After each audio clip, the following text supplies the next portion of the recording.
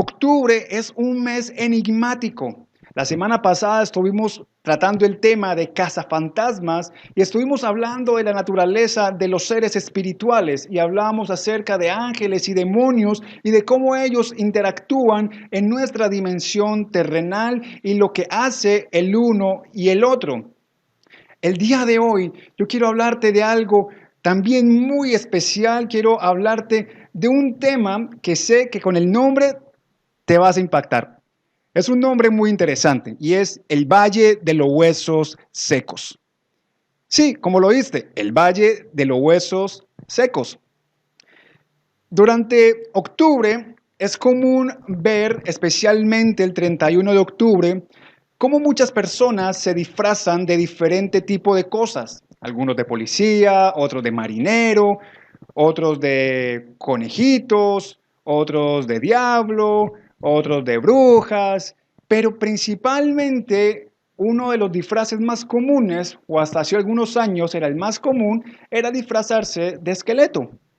Era disfrazarse de calavera y pues todo lo que hacían era como si fuera una calavera andante.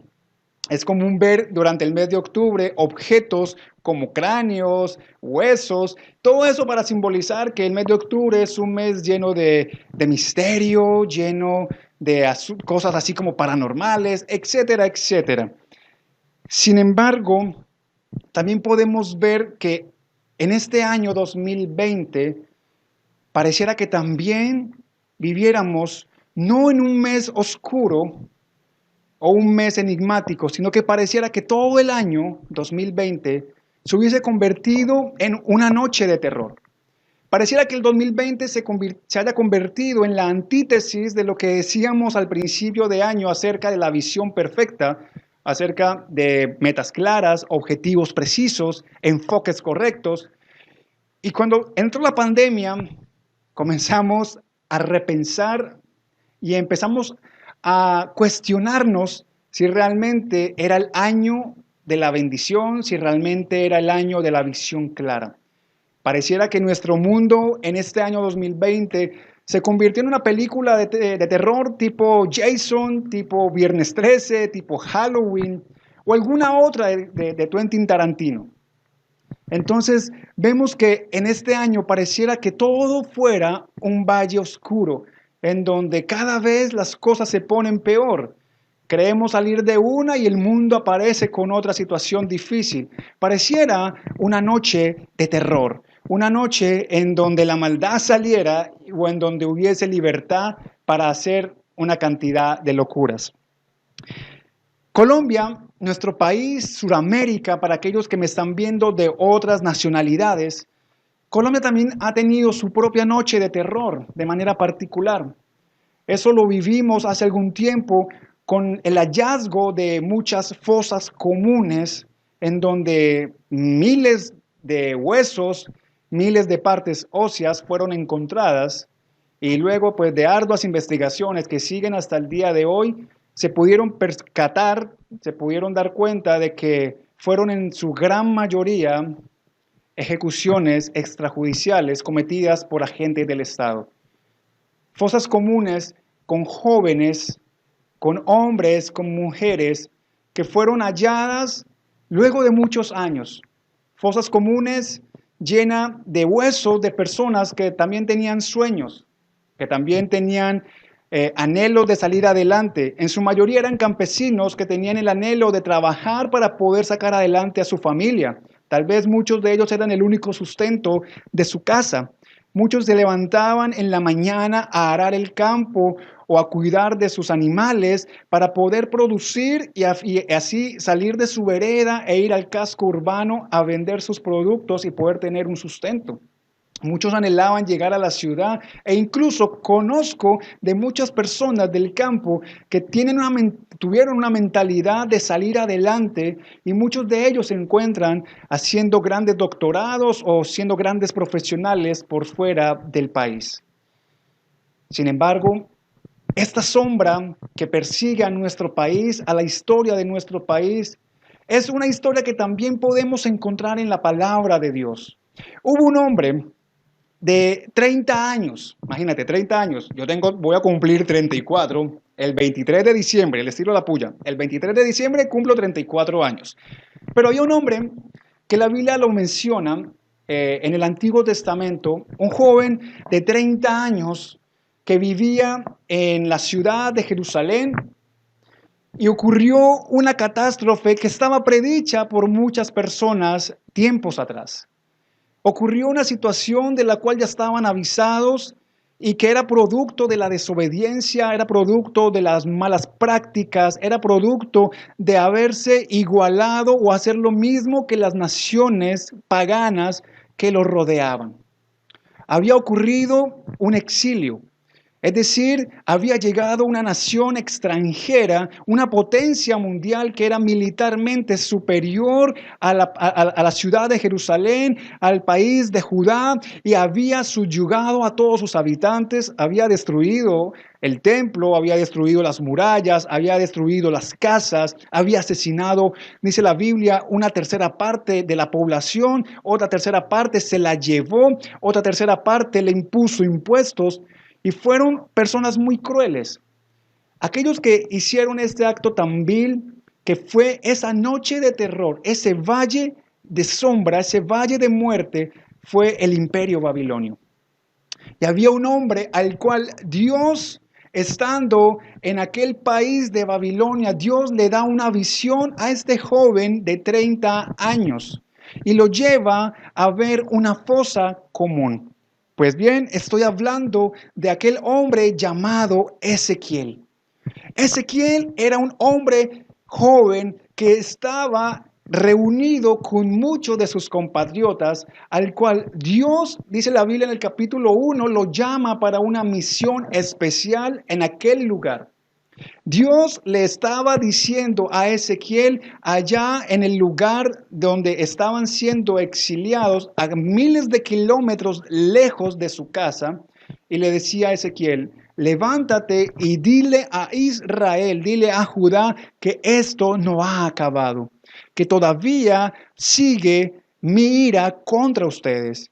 Imagínate, ¿qué más iba a poder suceder? Ya había pasado esa noche de terror, ya había pasado esa situación horrible, y Dios le dice a Ezequiel que tenía que seguir diciendo. ¿Por qué? Porque la desobediencia, los actos, la conducta que habían cometido los israelitas, los judíos en aquel momento, que ya Dios les había advertido de que era necesario que se arrepintieran de todo lo que estaban haciendo, porque llegaron al punto, imagínense, llegaron al punto de sacrificar a sus hijos, de quemarlos como un sacrificio a demonios, a dioses paganos. Y Dios les dice a lo largo del Antiguo Testamento: yo en ningún momento les pedí que sacrificaran a sus hijos. En mi cabeza nunca me llegó esa idea de que sacrificaran a sus hijos, y menos de esa manera. Yo nunca les pedí que sacrificaran lo que más aman. Entonces, esos actos llevaron a la ira de Dios, que produjeron esta invasión sobre esta ciudad. Ese exilio o esa película, esa noche de terror que tuvo Israel, que tuvo Judá en aquel lugar, duró 70 años. Y apenas estaban comenzando esos 70 años. Y Ezequiel tenía una tarea difícil de seguir advirtiéndoles: si no cambian, cosas peores van a pasar. Y eso fue un mensaje que a las personas no les gustó. Algunos dicen que eso incluso produjo que a él lo asesinaran allá mismo en Babilonia sus mismos compatriotas. Entonces, era una tarea difícil a la cual este Ezequiel había sido encomendado. Pero en el capítulo 37, Dios también le comienza a mostrar una esperanza para sus compatriotas. Al principio de todo el libro de Ezequiel pareciera que fuera todo oscuro, fuera neblina, no hubiese un lugar por donde caminar tranquilamente, porque cada vez las cosas se ponían peor.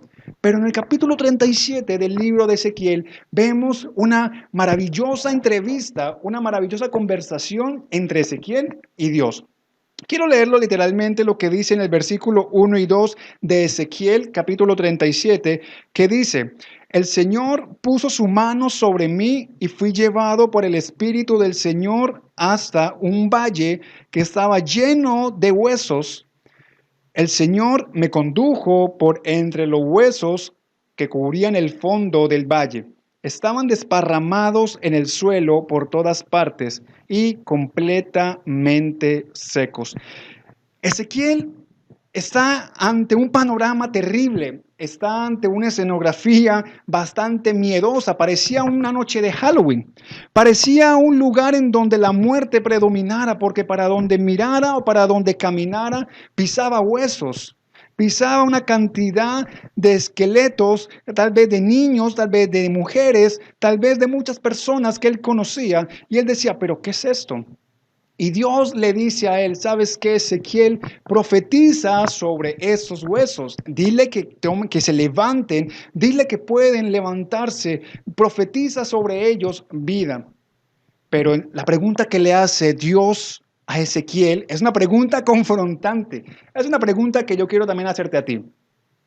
Cuando hay un valle de huesos secos, cuando hay una situación tan lamentable, la pregunta que Dios nos hace es, ¿tenemos esperanza cuando todo parece que está perdido?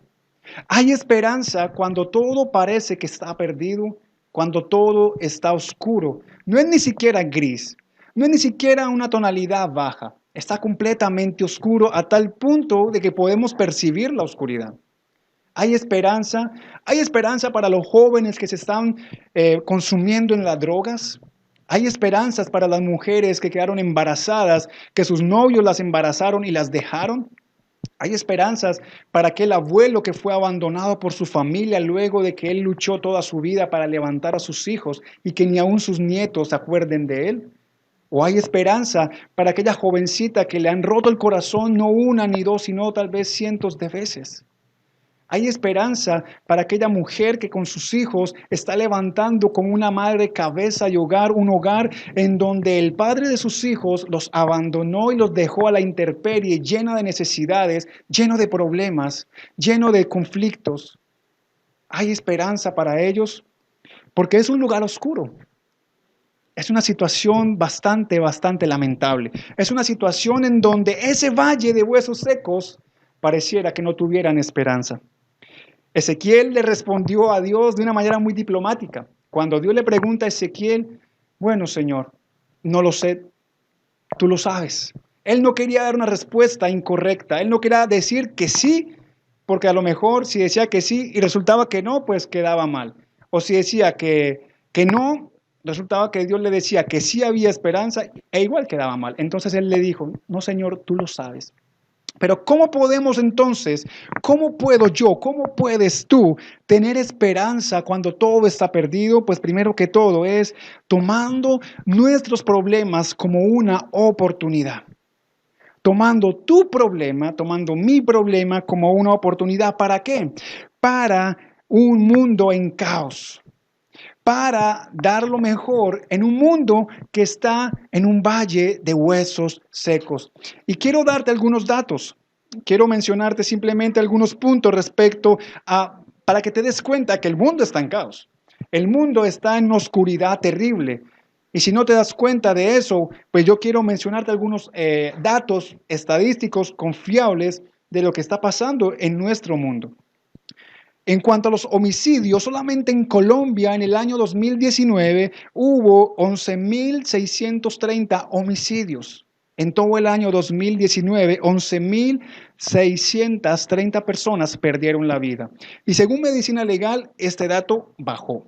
Según Medicina Legal, este número se redujo en comparación con años anteriores. De esos 11.000 y pico de personas fallecidas, que murieron, que fueron asesinadas, el 92% fueron hombres. Fueron personas tal vez jóvenes, hombres cabezas de hogar, hijos, esposos, padres que perdieron la vida. En cuanto a enfermedades, el año 2020 ha representado algo bastante doloroso porque nada más por COVID-19 en el mundo ya van más de 1 millón de personas fallecidas por esta enfermedad, por este virus. El virus del SIDA o el síndrome de inmunodeficiencia adquirida ha consumido la vida de 690,000 personas y es una cifra que tiende a aumentarse o a mantenerse allí en ese nivel cada año. 690,000 personas. Y el dengue, que es un virus transmitido por un mosquito, o un parásito, perdón, transmitido por un mosquito, toma la vida de más de 1.200 personas al año. En cuanto a abortos, se practican cada año 73 millones de abortos en el mundo. En cuanto a suicidios, cada año en el mundo se quitan la vida 2.550 personas. En cuanto a la pobreza, solamente en Colombia en el año 2020 se estima de que al número de pobres que existen hoy en día se van a sumar 19 millones de personas más que serán catalogadas como pobres. Y el número de personas en pobreza extrema también va a aumentar. Y finalmente la discriminación por cualquier tipo también está creciendo. Entonces estamos viviendo en un tiempo lleno de oscuridad, en un mundo que está en caos, en donde los jóvenes están muriendo, en donde las señoritas están perdiendo el valor porque se están entregando a personas simplemente buscando amor, en donde jóvenes no tienen la oportunidad para estudiar, en donde los adultos mayores ya están considerándose viejos a la edad de 35 años, en donde ya es difícil conseguir empleo a los 40. Entonces, estamos viviendo en un momento difícil, pero es necesario que actuemos. Es necesario que podamos ser conscientes de todo eso para actuar. ¿Y cómo? Así como Ezequiel. Ezequiel fue elegido para una misión. Tal vez tú fuiste también elegido. ¿Y qué pasaría si tú fueras elegido o elegida para ir a caminar en ese valle de huesos? ¿Qué tal si tú fueras elegido o elegida para ir a ese lugar en donde hay un montón de huesos secos sin esperanza, en donde hay gente que necesita esperanza para seguir adelante, pero que creen o están convencidos de que ya no hay un lugar para ellos? ¿Qué tal si tú fuiste elegido? Y no lo hablo para que vayas a una iglesia y prediques, no, con tu manera de vivir, con lo que tú tienes, con tus habilidades, con tus talentos, con tus posesiones. Tú puedes ser la luz, puedes ser esperanza para muchos huesos secos. Tal vez Dios te puso en un lugar hoy mismo para que tú seas quien dé vida a los huesos secos, para que Dios a través de ti dé vida a los huesos secos. Tal vez sean tus compañeros de universidad, tal vez sea tu novia, tu novio, tal vez sean tus hijos, tal vez sea tu familia, tal vez sean tus compañeros de trabajo, pero Dios te puso en ese lugar o en ese valle de esqueletos para que tú puedas profetizar vida. Entonces, como dice el Salmo 23, el Señor es mi pastor, nada me faltará, Él me guiará a verdes prados. Y el Señor, Él lo puede hacer, claro que sí, pero Él va a utilizar su iglesia, Él va a utilizar nuestras manos, Él va a utilizar nuestra boca, Él va a utilizar nuestros pies para que convirtamos a ese valle de esqueletos en un campo fértil, en un campo verde, donde las personas puedan hallar descanso. Y si tú fuiste elegido para eso, tú estás en el lugar correcto, estás en el momento correcto para hacer lo correcto. Y quiero que escribas allí en el apartado de tu celular de notas o en la agenda o en tu Biblia, en donde sea que estés escribiendo, escribe esta frase que te voy a mencionar. Tengo que desarrollar mis habilidades para cubrir necesidades. Y lo voy a repetir. Tengo que desarrollar mis habilidades para cubrir necesidades. Si tú estás desarrollándote como persona, si tú estás creciendo como persona, si Dios está bendiciendo en cada área de tu vida de múltiples maneras, pero no estás cubriendo la necesidad de otra persona, no estás haciendo nada. De nada sirve desarrollar una habilidad que no le va a servir a las personas. De nada sirve tener un conocimiento que no va a ser luz y esperanza para otras personas. Por eso es necesario que nos aferremos a la palabra de Dios. Aferrémonos a las promesas que Dios nos ha dado.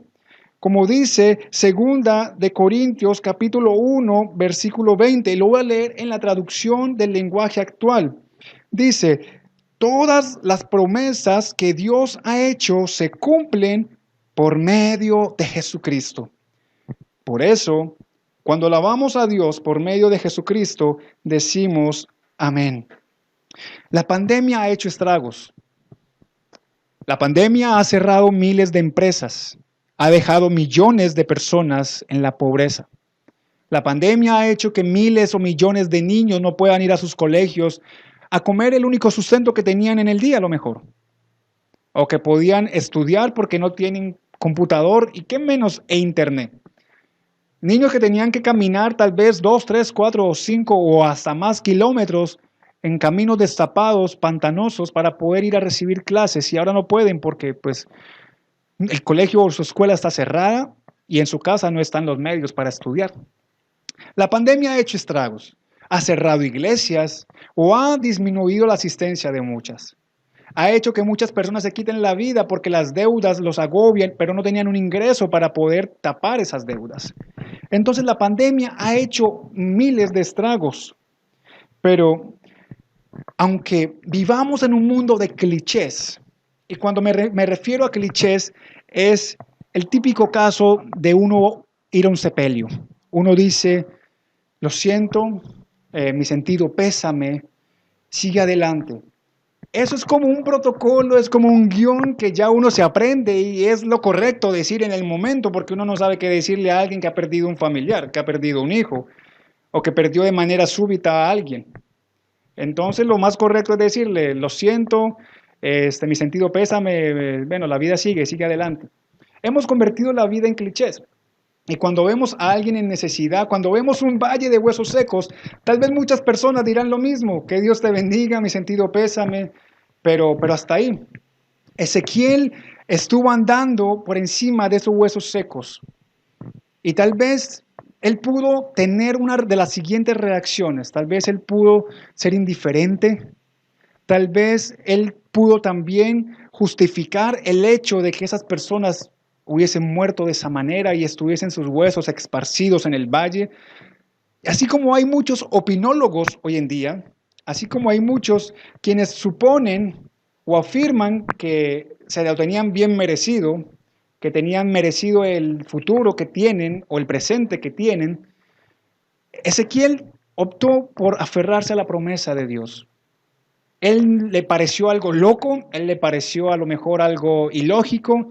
Imagínate, hablarle a un montón, a millones de huesos secos en un valle y decirles, levántense, fórmense porque Dios les va a dar vida. Eso es tener fe, eso es ser obediente, pero eso es también tener un corazón que escucha asertivamente la palabra de Dios. ¿Estás tú escuchando la palabra de Dios? ¿Estás tú escuchando las promesas que Dios constantemente te da para que tú puedas levantarte del polvo, para que tú puedas levantarte o puedas levantar a otro de esos huesos secos? Somos portadores del Evangelio. Allí podemos ver en Ezequiel una especie de germen de lo que iba a hacer Jesús cuando vino a la tierra. Jesús vino a rescatar lo que se había perdido. Jesús vino a darle vida a aquello que estaba muerto y Él resucitó literalmente muertos. Él levantó personas que estaban tiradas en el suelo, que no podían caminar. Él le dio vida, Él le dio salud a los paralíticos, Él sanó a enfermos, Él liberó endemoniados. Es decir, Él estaba cumpliendo esta promesa de que en los valles de huesos secos va a haber vida. El pueblo de Israel estaba desesperado. El pueblo de Israel ya no tenía esperanza. Ya consideraban que todo estaba escrito, que ya no había oportunidad para levantarse. Pero Dios le dijo a Ezequiel, profetiza, así como yo también profetizo sobre tu vida. Profetizo de que si en tu vida o si tu vida es un valle de huesos secos, en el nombre de Jesús, Dios te dice que habrá carne, que habrá articulaciones, que te levantarás y el Espíritu Santo soplará en tu vida para que tengas vida. Debemos provocar un avivamiento. Debemos permitir que la vida de Dios en nuestra vida produzca un estruendo que llame la atención de todos a nuestro alrededor, como en Hechos 2, cuando estaban esas personas orando en aquel aposento alto o en aquella planta alta, aquel segundo piso, estaban orando y hubo un gran estruendo y la gente se asustó, la gente fue y miró y la gente consultó qué había pasado. Era que el Espíritu Santo había llegado al corazón de estas personas y que una obra maravillosa a través de ellos iba a ocurrir en el mundo entero que hasta el día de hoy tú y yo lo seguimos viendo. Muchos de aquellos que vieron aquella escena se burlaron. Le decían que eran unos borrachines, que eran llenos de alcohol porque estaban acostumbrados a tomar. Otros criticaron y decían, pero ¿qué es esto? ¿Qué hacen ellos hablando en nuestro idioma? El Espíritu Santo quiere producir un avivamiento en tu corazón. Y ese avivamiento va a producir un gran estruendo. Mucha gente se va a dar cuenta. Mucha gente va a ver el cambio en tu vida. Mucha gente va a ver que ya tú no eres como eras antes, que ya tú no haces lo que hacías antes. Algunos te criticarán, algunos se burlarán de ti, pero otros, que son la gran mayoría, te verán a ti como un ejemplo y dirán, hay esperanza. Hay esperanza. Si pasó con ella, si pasó con él, también puede pasar conmigo. Entonces no te detengas. No permitas que nada quite tu ritmo. No permitas que nada te obstaculice. Como dice Filipenses 1:6, que dice que Dios ha comenzado una obra. Dios ha comenzado un trabajo en nuestras vidas que no tiene marcha atrás. Dios ha comenzado una obra en nosotros que no tiene reversa, sino que va aumentando y va siendo cada vez mejor. Entonces no permitas que nada te detenga. Pero quiero regalarte esta segunda frase y es, mi posición actual es útil para Dios actuar. Te la repito, mi posición actual es útil para Dios actuar. Y bueno, para ir finalizando, debemos también, así como Ezequiel, creer en que pueden suceder cosas aunque no las veamos. Debemos creer aunque yo no vea nada. Yo debo creer aunque tal vez lo único que veamos sea oscuridad. No sé si en algún momento tú has ido de paseo a un bosque en la noche y sabrás la experiencia que es estar en un bosque. Pero tal vez los que no hemos tenido la posibilidad o la oportunidad de practicar esta experiencia, sí podemos pensar en aquellas personas de nuestra cotidianidad. Y me refiero a aquellas personas que ya no tienen su capacidad de observar. Aquellas personas que han perdido este sentir de ver, esta capacidad de poder ver, que son completamente ciegos. Imagínate cómo será la vida de una persona que no pueda percibir colores, que no pueda ver formas, que no pueda ver la belleza de su esposa, poder ver la sonrisa de sus hijos, poder visualizar y disfrutar el paisaje de un atardecer, de un campo, o ver a lo mejor una cascada, que no pueda disfrutar un paseo. Imagínate si esa persona vive sola. Hay una mujer, yo leía que en Chile había una oficina que era fundamentalmente enfocada en personas ciegas. Y hay una mujer que fue diagnosticada hace algunos años con glaucoma en ambos ojos y que aquella mujer de un día para otro, luego de un fuerte dolor de cabeza, esta mujer es una especialista, es una mujer bastante académica, pero de un día para otro perdió la vista. Ella pensó que era algo temporal, sin embargo, pues consultó con varios especialistas, médicos, le decían diferentes diagnósticos. Al final, ella no pudo revertir su situación. Un valle de huesos secos. Un valle en donde parecer no había esperanza, pero ella confió en que podía salir adelante y hoy en día es profesora de inglés porque es bilingüe para otras personas. No se limitó. Ella en su vida sopló esperanza, sopló vida para levantarse, que en medio de los huesos secos hay esperanza. Dice Ezequiel capítulo 37, versículo del 12 al 14. Quiero que te quedes con este pasaje. Por lo tanto, profetiza y diles, le dijo Dios a Ezequiel, esto dice el Señor soberano, oh pueblo mío, abriré las tumbas del destierro y haré que te levantes. Luego te regresaré a la tierra de Israel Y cuando esto suceda, pueblo mío, sabrás que yo soy el Señor. Pondré mi espíritu en ti y volverás a vivir y regresarás a tu propia tierra. Entonces sabrás que yo, el Señor, he hablado y que he cumplido mi palabra. Sí, el Señor ha hablado. Entonces, la vida es muy corta, muchachos. La vida es muy corta, amigo que me ves, amiga que me ves o que me verás. ¿Por qué? Porque debemos vivir no por lo que veo, sino por lo que creo. Aun cuando no veamos sino sombras, aun cuando no veamos sino huesos, aun cuando no veamos sino un valle seco y oscuro, aun cuando simplemente estemos rodeados de esqueletos que no pareciera que tuviesen vida, no vivamos por lo que vemos, vivamos por lo que creemos. Creamos la palabra de Dios.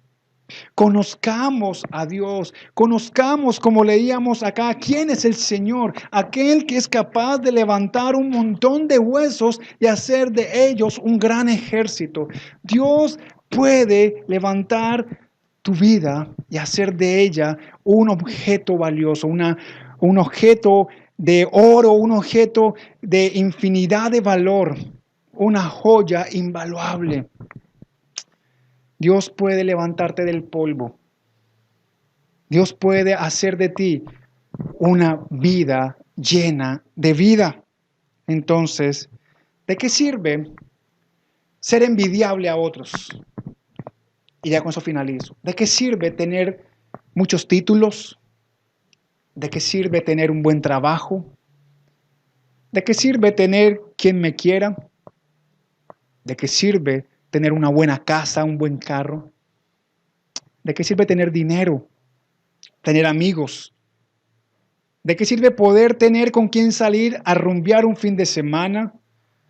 ¿De qué sirve tener juventud si estoy vacío por dentro? ¿De qué sirve ganar el mundo si mi alma la estoy perdiendo? ¿De qué sirve? Tú estás hoy. Hoy es el día en que tú debes tomar una decisión. Estás alrededor de un montón de huesos secos. Estás rodeado o rodeada de una situación más grande que tu propia imaginación. Tal vez tú dirás, yo no puedo hacer nada. Como lo dijo Ezequiel, yo no puedo hacer nada, solamente tú lo sabes. Pero Dios te dice, profetiza, cree en el poder de mi palabra. Dios te dice, es momento de que haya un avivamiento y ese avivamiento comienza en tu corazón. Es momento que tú comiences a creer en las promesas de Dios. Es momento de que tú creas que hay esperanza para tu vida, porque el valle de huesos secos se convertirá en el valle de un gran ejército que tendrá victorias. Es momento de que tomes una decisión, porque de nada sirve ocupar un espacio en el universo si no dejamos una huella en nuestra vida, si no ayudamos a otros, si no bendecimos a otros. Pero tal vez es el momento que tú necesitabas el día de hoy para comenzar a creer en Dios. Tal vez era el momento que tú necesitabas para acercarte a Dios. Y si es así, quiero orar por ti.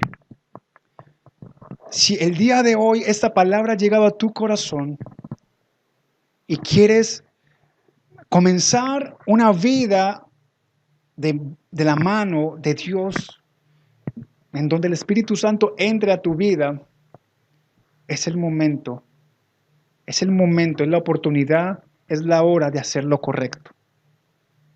Y yo te pido que ores conmigo de la siguiente manera. Óralo con toda la honestidad, con todo tu corazón. Esta oración no es mágica, no es algo que uno repita y ya ocurran las cosas por arte de magia. No. Dios mira un corazón sincero. Él sabe cuando estamos hablando con honestidad y con sinceridad. Pero si eres consciente de eso y quieres comenzar con Dios este nuevo caminar, vamos a orar. Señor, en el nombre de Jesús, te doy gracias. Gracias, Señor, porque me has dado la vida, porque has tenido misericordia conmigo, porque me has permitido ver un nuevo amanecer. Gracias, Señor, porque pude levantarme de mi cama y ver a mi familia alrededor mío. Gracias, Señor, porque hoy es un día en donde pude escuchar que me hablaste a mi corazón de una manera particular. Sentí que me hablaste a mí. Sentí que éramos tú y yo nada más. Señor, y es por eso que yo te abro las puertas de mi corazón y te pido que entres en él y que habites en él. Que yo pueda ser un templo en donde tu gloria ilumine. Que yo pueda ser esa herramienta en tus manos. Que yo pueda ser ese puente para llevar vida, profetizar vida a las personas. Que yo, Señor, pueda decir presente el día que tú nos llames delante de ti. Señor, yo te entrego mis miedos, te entrego mis problemas, te entrego mis debilidades y te entrego, Señor, cada herida que hay en mi corazón. Espíritu Santo de Dios, guárdame y ayúdame a seguir adelante. Aunque no es fácil, ayúdame a mantenerme en ti, Señor. En el nombre de Jesús. Amén.